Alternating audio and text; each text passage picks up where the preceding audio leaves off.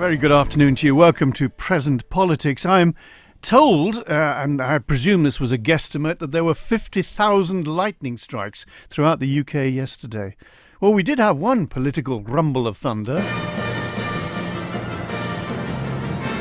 when the person singled out to be children's champion said, "I am not happy with what I'm allowed to do."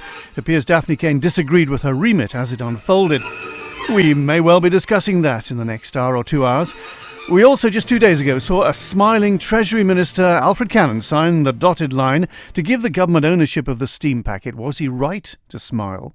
The abortion bill passed through the Keys and made its way up to the Legislative Council, with a caveat from the MLC in charge up there that they would be meticulous in making sure the law that emerged from the process to go back to Tynwald at the end of the day was perfect in drafting terms, and in what's hoped it will do.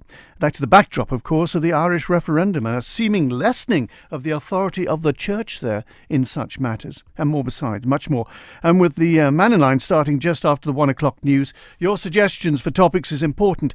At that time, incidentally, just after 1 o'clock, we'll be parting ways with our AM feed, which will be going to the racing down at Boulogne. So if you want to be uninterrupted in your listening of this whole programme, all 2 hours, best to make sure that you're tuned to FM now. In the studio, two political heavyweights. The Minister for Enterprise, Laurence Skelly, is joining us. Good afternoon, Minister. And on the backbenchers, but a thunderous voice from the backbenchers, Chris Robertshaw. Good afternoon to you. And from Garff, the authority that was three, now is joined together as one, Commissioner Chairman of Garff Commissioners. Also, you were Chairman of London Commissioners as well. I was at one time, yeah. You were at one time as well. Welcome, one and all.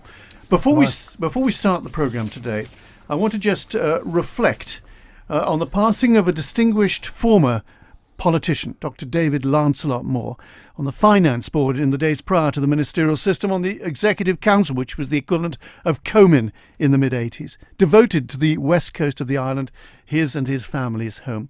Let's just hear part of a conversation with John Kenyak. I used to go on my holidays to stay with Aunt Madge at Glenmay Post Office that was down at the bottom of the hill, and sit on the bridge and try and catch trout. And Arthur Gill, the postman, would put me in the front basket of his bike, wheel me up to the quirks on the corner, and I'd run back down the Nathan. You know, those are the memories that made me feel I'm a Glenmay boy. Did you ever go up to Glenrushen as a boy and explore the outer reaches of Glenmay? I used to go for a sparch with my Uncle Horace, who was very fond of going for a rabbit for a sparch. And that was great fun. That was Horace Kermit, of course. Yes, that was Aunt Madge's husband. Right, yeah. And I remember him having beehives on top of the garage roof at the post office. He was a reluctant beekeeper, I think, because my grandfather Quayle was the big beekeeper. And his son-in-law, I think, sort of was morally bound to take the beehives on. I don't think he enjoyed beekeeping. He didn't have the temperament to be a beekeeper. But that was how life ran in those days. You were expected to pick up the family tradition. That's right, yeah. Dr. David Moore, who has died in the last few days, talking there to John Kenyak. Let's have a quick introductory chat with my guests in the studio. Let's go, of course, to the Department for Enterprise and Laurence Skelly, because we are, we started the TT. It started last night, actually, with untimed practice. Is everything in order? Are you happy with the shape of the TT, with how it is going into this 2018 festival, Mr. Skelly? Yes, we are. Obviously, as we all know, it's a culmination of a whole year's preparation. And anyone who knows in event management, we had Isle Expo the week before. It takes meticulous timing. It takes significant investment and resource, in this particular case, across the whole piece of government and an army of volunteers to actually make it happen. So we're very pleased where it's up to, and we just hope the weather will cooperate. What about the shape of the TT? Because obviously everybody knows about Vision 9 and all those the attempts to give it to a company to deal with, and that fell foul, of course. Where are we in the history of the TT? Is there still, in your view, a deal of progress to be made before we arrive at a finished product? Well, the point there is always about the economic benefits to the Isle of Man, and I think it was several years ago when we started to do that particular survey to demonstrate what it actually means to the Isle of Man, because of course you do have disruption, that has to be accepted, but this was all about trying to generate more economic benefit. So last year we seen over a 6% increase in visitors is for the TT. Obviously, the spend is going up as a result of that too. So we're seeing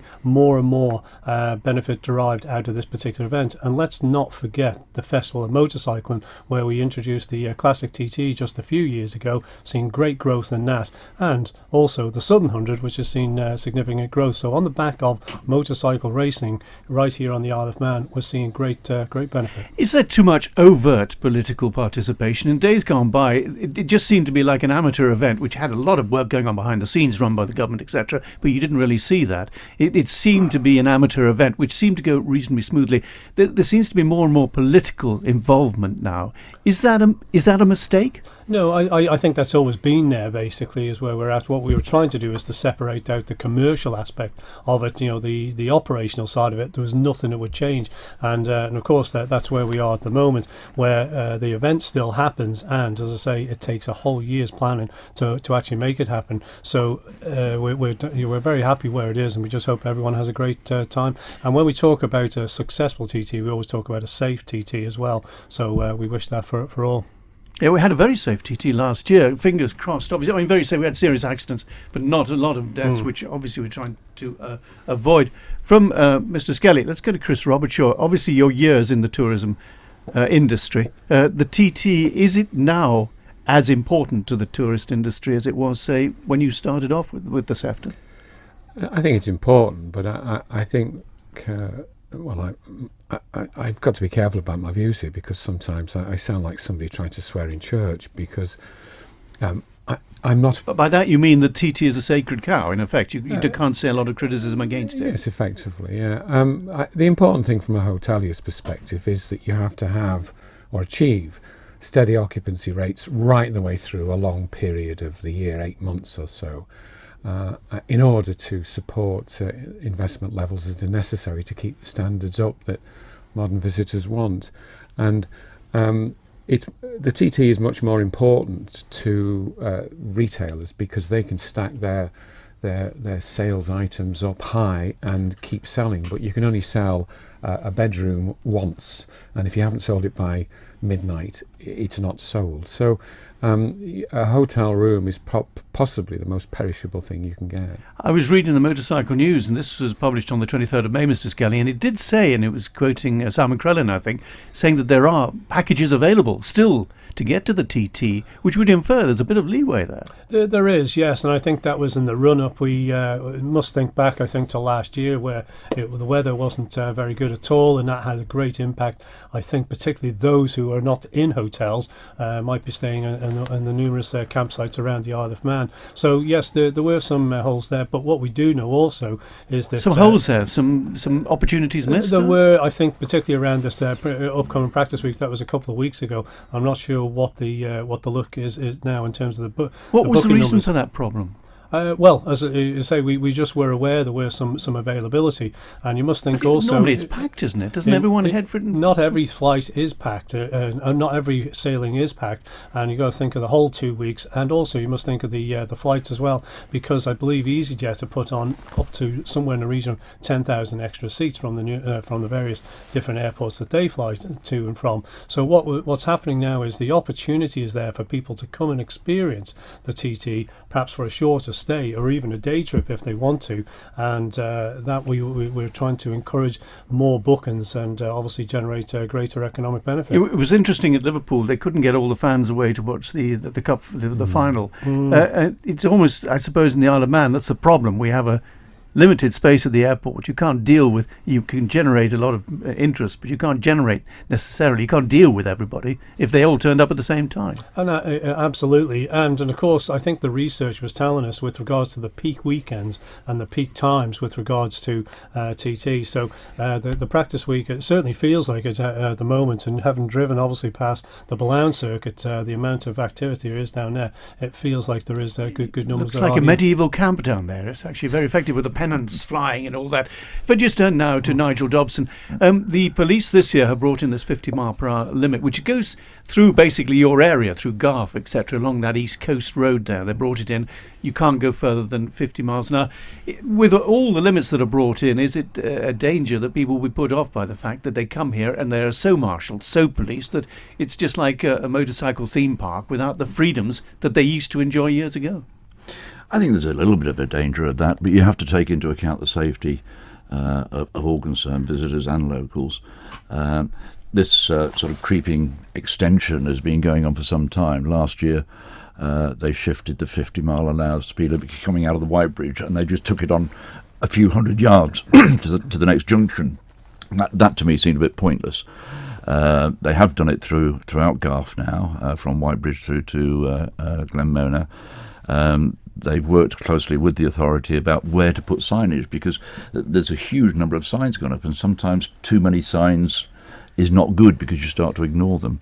I think it's important also that the locals are aware that those limits are in place, because they will tend to drive by instinct and accidentally come into a 50-mile-an-hour limit that they're used to doing 60 or 70 on. But that particular road is a very, very busy road. It's one of the busiest on the island during TT, because people do tend to whip around the coast road to get back to do the mountain again. And so anything that makes it safer has to be good. So you're applauding that. You're saying that's good. Yeah. Okay, we'll look at the TT. Obviously, the TT will be a great deal of talk in the next 2 weeks. But let's move on now to a political resignation. Well, it wasn't a resignation, in effect. It was a stepping back from the role as children's champion. We don't often have this happen, of course, but Daphne Kane has stepped back in it. She was in the post for 18 months.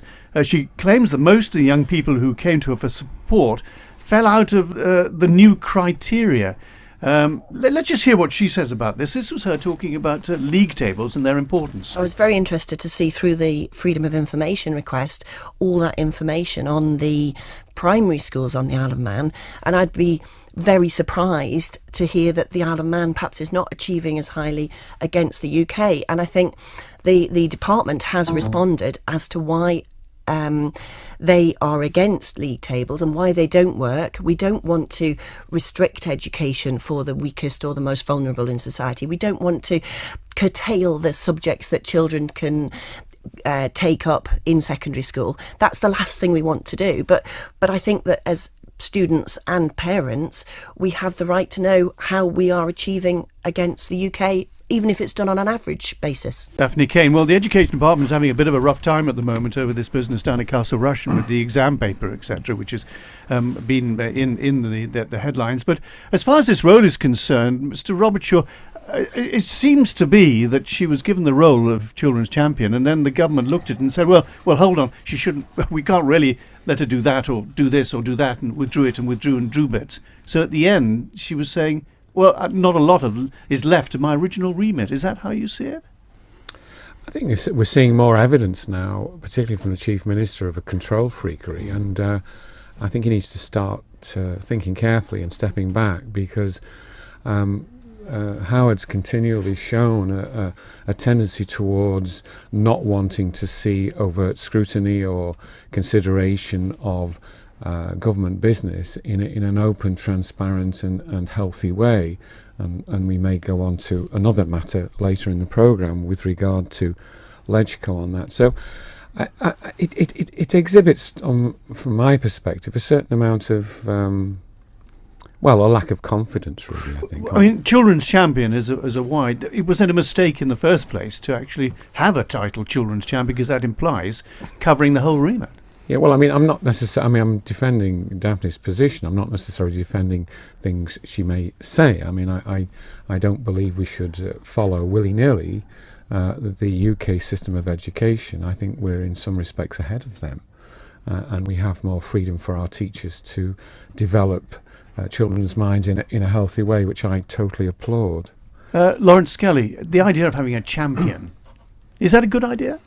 Well, I think it goes back, if I remember rightly, to Dudley Butt, who held this post as MLC, and the principle behind it sounded good, and the application seemed to work quite well, both, I think, from position, in his particular case, outside government and reporting to it within government. So the principle of it sounded acceptable, but I'm not quite certain as to what the circumstances and the detail of the why Daphne's decided to resign from this particular post. Do you think someone else will be given the role? Someone will want the role? Well, I think it's Chief Minister's gift to do that, and clearly you want somebody who's interested, passionate, and really can actually help government, I think, in terms of perhaps scrutinising, challenging in that particular role. But it has to be done in a way that is going to be effective and works well. Mr. Robertshaw. Yeah, I think perhaps the mistake was that it was an appointment at the will and wit of the executive, the Chief Minister. If it is right to have a children's champion, I think that's a debate and a discussion in its own right. There are various views on that. I think it perhaps should have been a Tynwald position rather than the Chief Minister's position. Mr. Dobson? I think one of the things that puzzles me, whether you should have a children's champion or not, I don't know. But the idea that the Chief Minister has sort of restricted the remit, if you're going to have a children's champion, you've got to have a children's champion, not some children's champion. And I think this is where Daphne's perhaps making a stand that I can't represent some and not others. A children's champion should be just that. It should be for all of the children of the island, not just a section that somebody has decided needs help and another section doesn't. That's where it's gone wrong, I think. Let's move on. I'm going to just play a short clip from one of our guests, Mr. Robertshaw, on the steam packet, on the takeover of the steam packet. Then we're going to take an advertisement break. But this is what Mr. Robertshaw said, and Chris is sitting in the studio with us. He says the government is doing the right thing in taking control of, quote, a vital service. The money that went into the steam packet was drained out into the finance markets of the world, and that money should have stayed on the Isle of Man, didn't. The actions taken by Tynwald and by the government and by Treasury have ensured that comes to a halt. In the future, our lifeline will be ours, and that's incredibly important. You're listening to Present Politics, head of the Man in Line.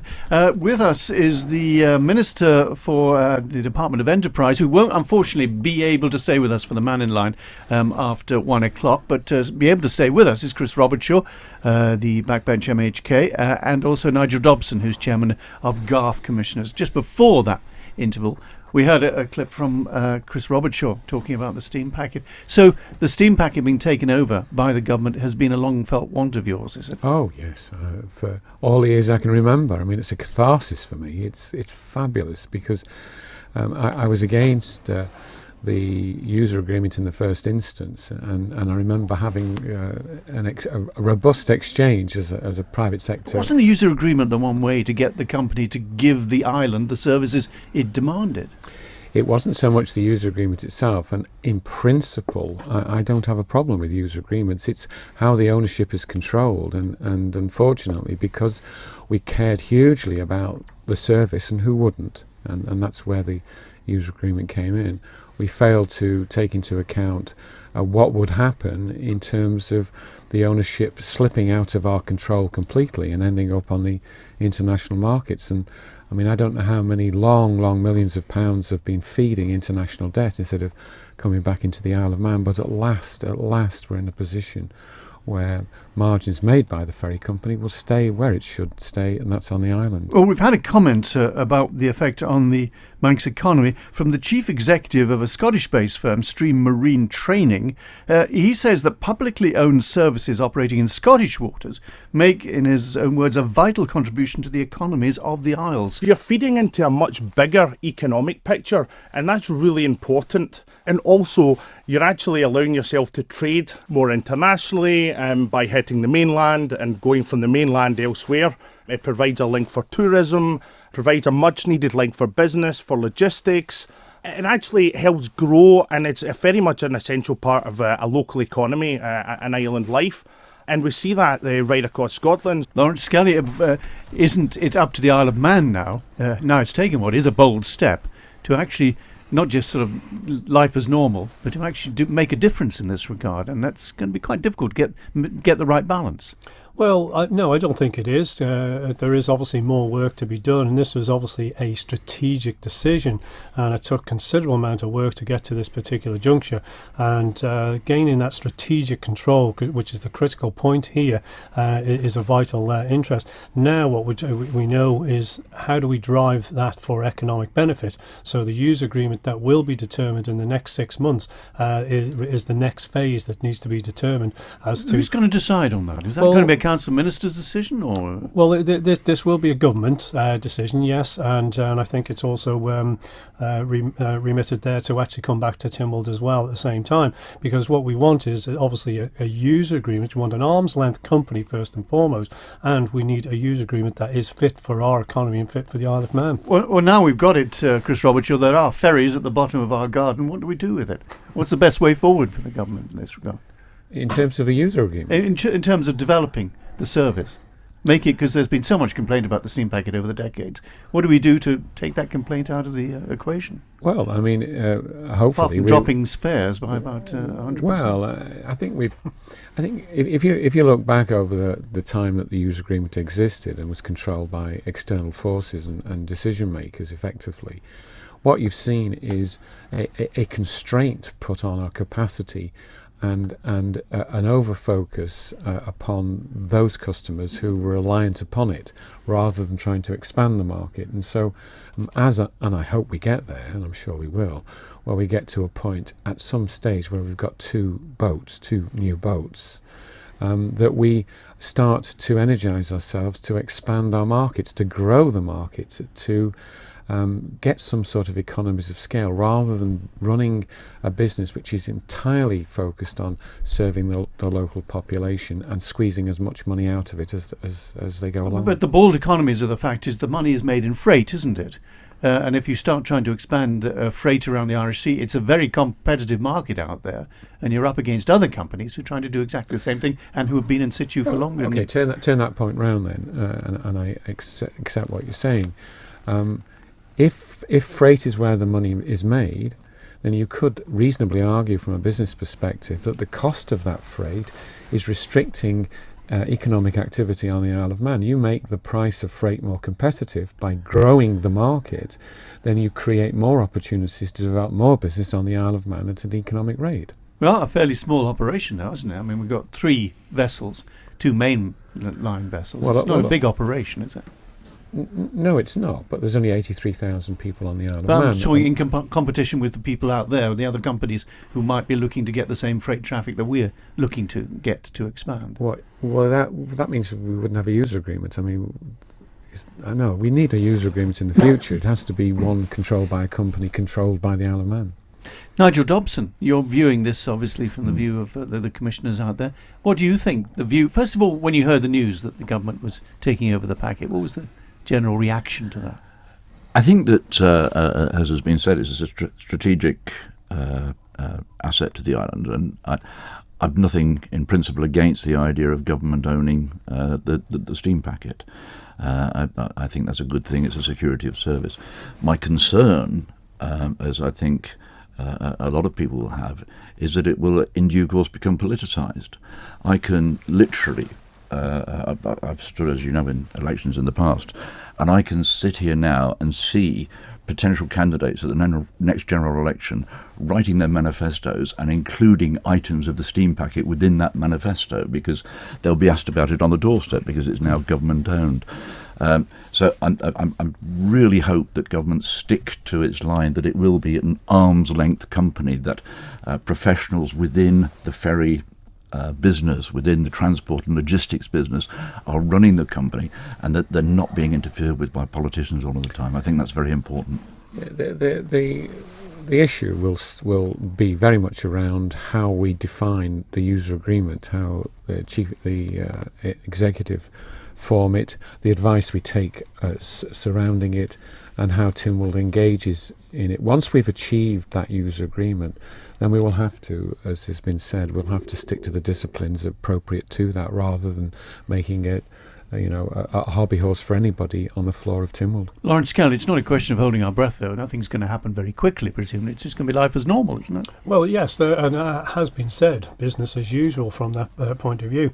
But the use agreement is the critical next pathway in terms of the phase here.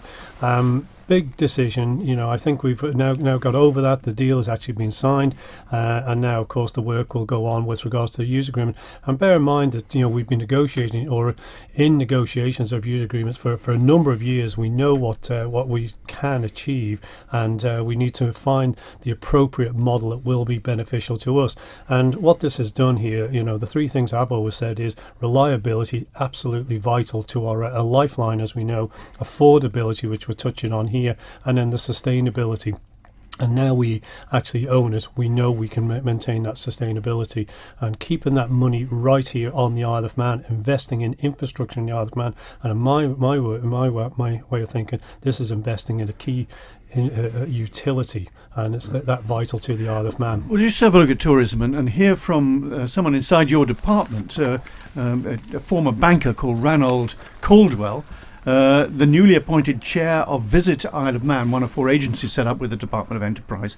He says that recent hotel projects, like the refurbishment of the Mount Murray Hotel, are what he calls positive signs, but he says there's more work to be done. That gives me some comfort that is there. I think we need to present ourselves better. I think we need to encourage more inward investment and look at the returns that can be obtained for those individuals. And clearly in the non-service sector, I think we will be demonstrating that, why people should invest. So I'm very confident that we can convince the market and indeed the investor to select the Isle of Man as a destination of first choice and to invest in it. Mr. Skelly, this chap, Mr. Caldwell, presumably a fairly well-paid position. I don't know what he's going to get or whatever. But no, it's not. It's not at all. This is a non-executive chair. I think the maximum is 7,500, which is a standard amount that you would gain if you were sitting on a statutory board. So this is not an executive, highly paid role. So how did you persuade him? Well, he put his name forward, as did others, and we had a very good field. Ranald, he comes non-conflicted, I would suggest, which is quite difficult in this particular industry, disparate group, you might say, and he's got good experience of chairing, and his business background, I think, lends very well, and he's got a strong interest in, I think it was the Aeronaut. He sits on the council there. He's also been Blue Badge, guide walking and so forth, so strong interest, and I think we got the right man for the job. Yeah. So his job will be over what? How long has he got this chair for? For it's a year, is it? Well, no, I think it's 2 or 3 years is what the actual post is. But so is he expected to get numbers up? He is the chairman of the executive agency, and then the executive agency will be made up of a board. They'll have a political member. In this case, this is Rob Callister, and there will also be interest there from all the different sectors with regards to the visitor economy. Just talking about the visitor economy, I don't know if you heard an interview I did with a couple of experienced walkers who came to the island a week ago, and they said they loved the island. It was lovely. They were amazed at the cost of the trams. They thought it was, and the MER, etc. They thought it was very reasonable. But they said on the paths, they couldn't find their way about. There were notices lying around the place, that the signs weren't there. It just seems like a small thing, which is really messing the whole thing up, really, when you've got experienced walkers coming over. Would you agree with me on that? Yeah, perennial problem, actually, and you may have heard there, of course, DOI have just signed an agreement with Bill Dale and Beach Buddies, actually, and look into the wider community to actually see how do we actually take ownership, because this is, if you think of this year of our island and how we want to sort of get the public really to buy into it, there's many community organisations on the Isle of Man willing and able who want to actually help share our island, and there may be an opportunity here for us all to take some sort of ownership in that particular area. You just go to Nigel, Dobson. You have a very rural area. Do you hear people complaining they can't find their way about? Indeed, we do, and it's not just signage; it's maintenance. I'm here in a personal capacity today, so most of what I'm saying is my personal opinion, not that of the board. But on this particular issue, the board have been in consultation with government for a year, 18 months. saying that we want to take over the clearing of these footpaths. We want to take over the general maintenance, not the infrastructure of them, but the Mr. maintenance. Skelly, you of should them. be jumping on this, shouldn't you? Someone We always volunteering do. to do it. Yes, and as I just said earlier there, the DOI have just come forward with a plan and a partnership here with Beach Buddies, and this is, as I say, a new opportunity here that we can all sort of take ownership. I belong to an organisation that wants to actually adopt a footpath, for example, and maintain it because they've got pride in the area that they live, and you can't beat, I think, that the Manx welcome that we do have. And I've sort of met some walkers myself 2 weeks ago, actually, again similar to you, really enjoying the Isle of Man. Can we do more? Yes, we have. I'm not sure how many miles we actually do have a footpath on the Isle of Man, but it's so varied. The topography and the scenery, of course, we all know is very stunning, and that's another thing in this year of our island. We want people to get out more, But enjoy that was more, given to us explore by more, God. but also share more. Really God needs a helping hand occasionally when we bring in tourists, and that means telling them where to go, where the footpaths lead, the notices, all that. We do need to do that bit ourselves. Joined up, without a shadow of a doubt. Absolutely, this is all about being joined up. Any thoughts of a preemptive strike out there, Nigel Dobson? Go out and do a bit of this work yourself. That's exactly what we're doing in our conversations with government. We've been told time and again, yes, we'd like this to happen, that to happen, but there is no budget, there are no funds. And so we as a board this year have said and agreed with the department that we will go out and we will do the strimming and we will do the clearing back of the greenery and make, as far as is possible, these footpaths accessible. But there are still infrastructural problems. There is a lack of signage. There are bridges that are down. There's a lot of work needs doing there. And if you want to attract the walking tourist to the island, then you've got to have decent walkways for them to Well, it walk was on. interesting talking to this couple. They said they went to the GR10 in France, which is a long-distance walk along the Pyrenees. They said there are areas, they've got boulders, which have got, I think it's 3 colours on them.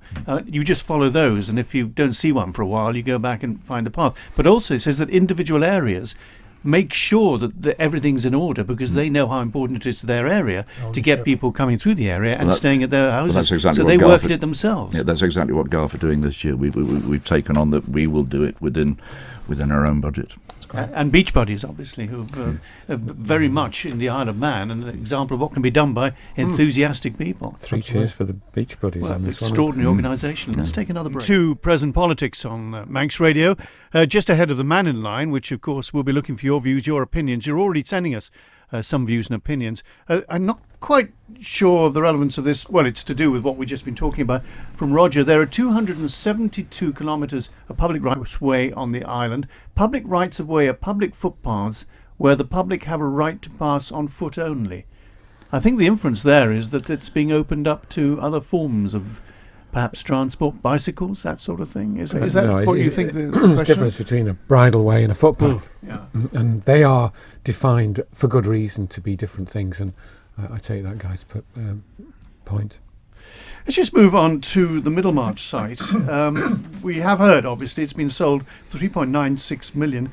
In the Keys, or was it the Keys or Timor? I think it was the Keys. Ray Harmer, the infrastructure minister, said the news of this sale, which came just before, in effect, the Sefton were obliged to sell it, or something was obliged to happen with it, was actually Alden Properties. He said, Mr. Harmer, that he believed it was a good news story. Government purchased the site for £3.2 million in 2013 and so realised a £766,540 profit on sale. Alden Properties Limited is Sefton's largest shareholder with 28.8% of the group's ordinary share capital. Members will wish to note that the sale price is higher than the 2013 purchase price of £3.2 million. My main belief that it's very positive news. Obviously there's a profit. It does mean that we can move forward with the Middlemarch site and with the whole development of Lower Douglas. So I think it's a good news story. Now, I think the minister was criticised to some regards, but the government did make, what, £670,000 out of this? So it does seem, Chris Robertshaw, they did well. Well, that's capital purchase to capital sale. I mean, there was in the interim period significant income as well. So from the government's perspective, it was a good thing. That was from car parking. Yeah, but that was significant. I think there's another side to this which I think one needs to reflect on a little bit, and that is that the government actually suppressed the price that it paid for the site in the first instance. In all fairness, what's actually happened is that the government bought the site at less than its true value and sold it at its true value. And, I suppose that's okay, because at the time it was intended to be a matter of assistance. But I don't think one needs to crow too much about government stance on this one. Well, let's just have a look, Mr. Skelly, at what this could do to the area. We obviously have plans being developed for the bus station site. We have this, which could happen. I don't know when it's going to happen. We've got work happening actually in the old Market Hall. It's being redone as well. The whole area could, with a bit of luck and a following, gale coming up behind us, we could actually see a complete difference to that area, which would make an enormous difference to Douglas, wouldn't it? It certainly would, and Chris will remember the Central Douglas master plan, which we started several years ago now, and we're now starting to see that being realised. The Lord Street site, which has been, muted for a couple of decades, and the deal is now actually signed and done. It's 30 years now, I think. Well, maybe it is that long, but now deals has been signed, and we're going to see that progress. So this is further endorsement, I think, of the move of what's actually happening with regards to the centre of Douglas. And that's what happens when you do a central plan, where you do get all the appropriate stakeholders together, where you've got central government, local government, planners, and everyone actually working towards the same outcome here. And I think it is very suitable. And look at what's happened along Douglas Promenade those 30 odd years anyway.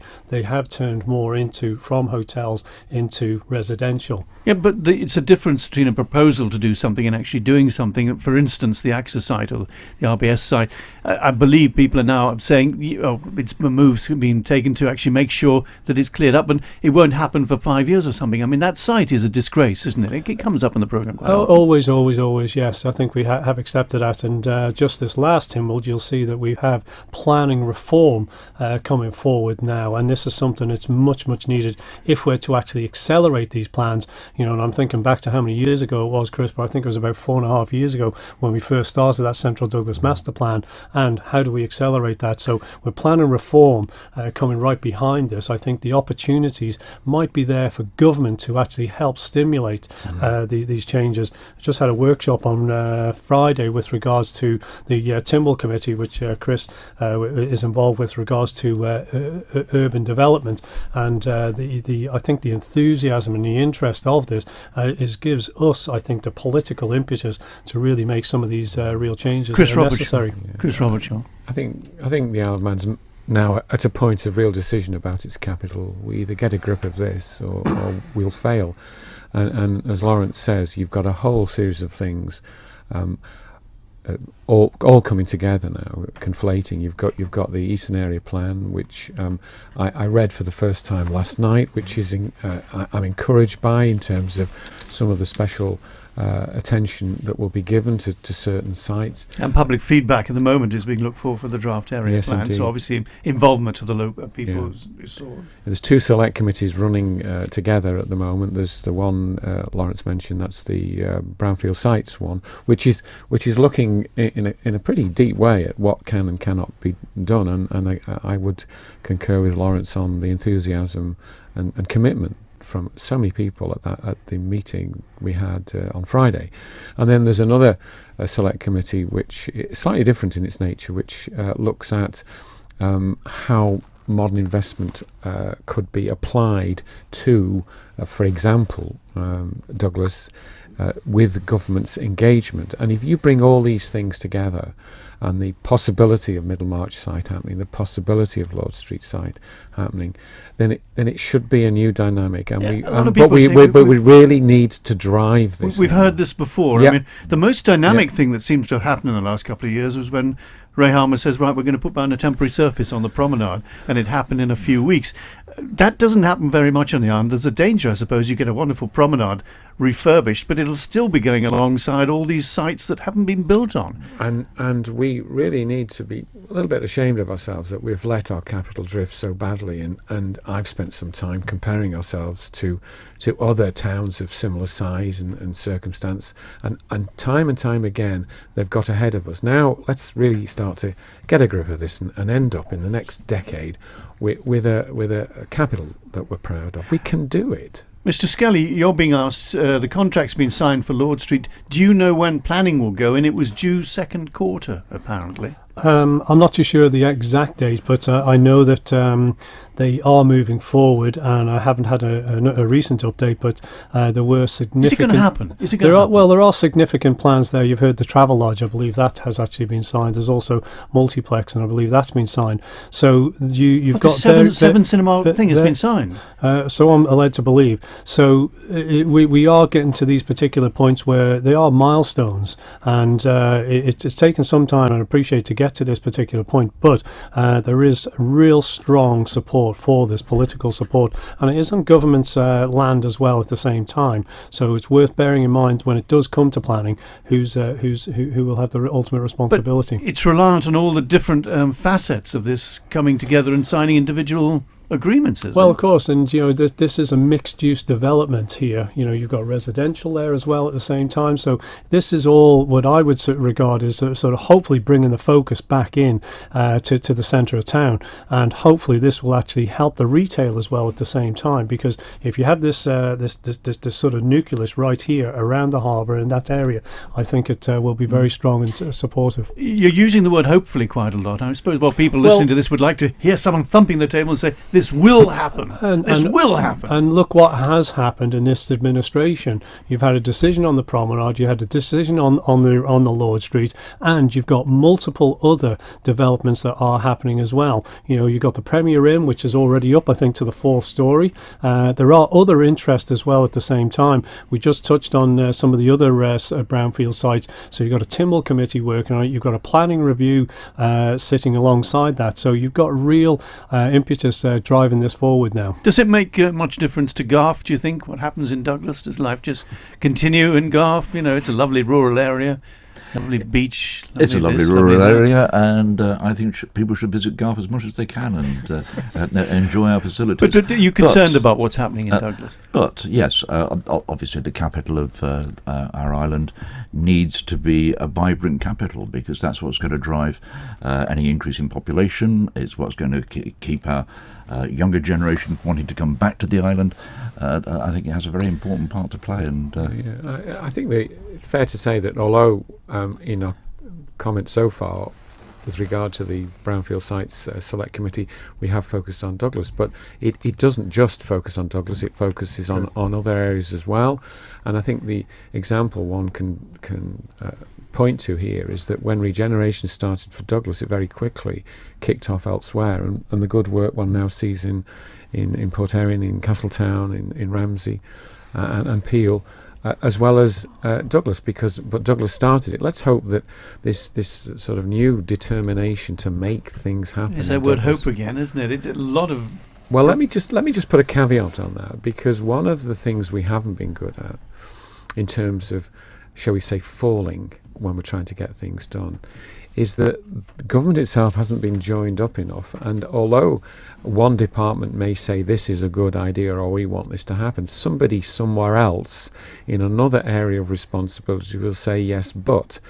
And people coming in, bringing investment into the Isle of Man, get very confused by this when they think they're dealing with one organisation, and actually they're not. They're dealing with a lot of different elements who have different opinions, and it's going to be terribly important in the future that when the Isle of Man government says yes, this must happen, that message goes out to everybody, and it does happen across the board.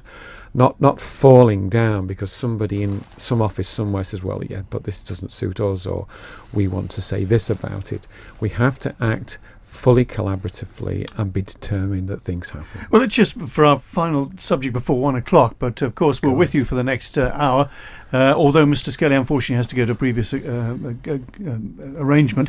The Manx Labour Party is calling for direct democracy, a system where 1/7 of the Manx population can call for a vote on any issue they consider to be of national importance through the use of digital voting or facilities provided. Now, we are moving into an era where it's much easier to get the views of the public at the touch of a button, literally. We get views of the Keys and Timble at the touch of a button these days. They sit there and press their buttons, but the public can do it as well. Is this a good idea, Mr. Skelly, to call upon the public in more and more? I know, I'm aware of this happening in other jurisdictions, but the difficulty with that is what happens if you don't have the digital. And we obviously have a call in terms of calling people to account every 5 years, and there are other mechanisms as well at the same time. But I'm not sure that the power of this, whether it will be effective or not, but it's well worth looking at some of the consultations that we do have, and now some of the newer consultations that government is conducting, and how well that's being received.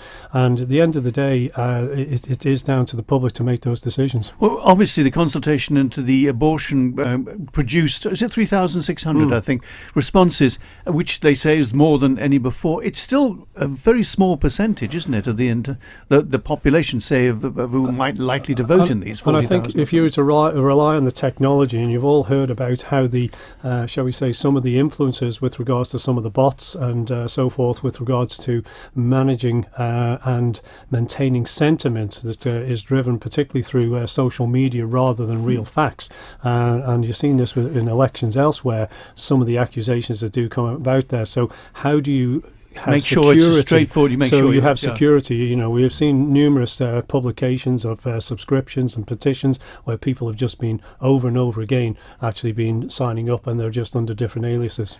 Chris Robertshaw, but bots. These obviously. Well, I think it's inevitable that we'll progressively migrate more towards new methods of engaging the public. But I think we're very much in a learning curve at the moment in the way social media is working, and I think in some respects it is a matter of concern, and I think as a society we need to mature into its use and then find a way to make that more mature approach engage successfully, but there's some way to go. Chris Robertshaw will be staying with us in the second hour. Nigel Dobson, Chairman of Garff Commissioners, also will be. Laurence Skelly. Unfortunately, the Minister for Enterprise has to go to a previous engagement. We need your input into this programme the next hour. It's important we get it from you in a variety of forms. We'd like to talk to you on the phone, or we'd like to hear your contributions coming in on emails at 166 177 studio@manxradio.com. But now at 1 o'clock, it's news time.